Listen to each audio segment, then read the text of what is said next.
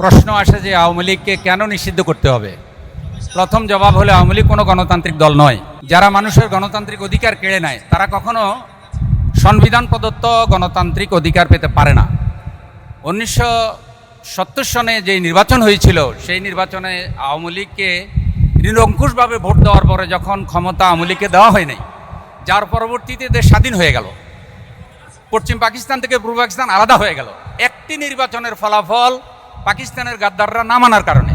তাহলে তিনটি নির্বাচন পরপর তিনটি নির্বাচন আওয়ামী লীগ কেড়ে নিয়েছে মানুষের কথা বলার অধিকার, কেড়ে নিয়েছে মসজিদের খতিবের বক্তব্য দেওয়ার অধিকার, কেড়ে নিয়েছে ওয়াজ মাহফিলে কথা বলার অধিকার, কেড়ে নিয়েছে ছাত্রদের মেধার অধিকার। ছাত্ররা পড়ালেখা করবে, ভালো ফলাফল করবে, ভালো চাকরি পাবে না।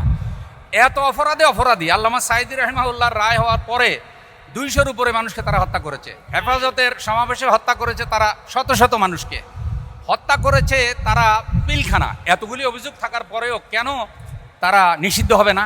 কি কারণে তারা নিষিদ্ধ হবে না? আর কি অপরাধ তাদের প্রমাণিত হওয়া লাগবে? সুতরাং গণদাবির সাথে আমরাও একাত্মতা ঘোষণা করি, কারণ ন্যায্য অধিকার কেড়ে নেওয়ার জন্য নয়, বরং অপরাধীরা যেন শাস্তি পায়।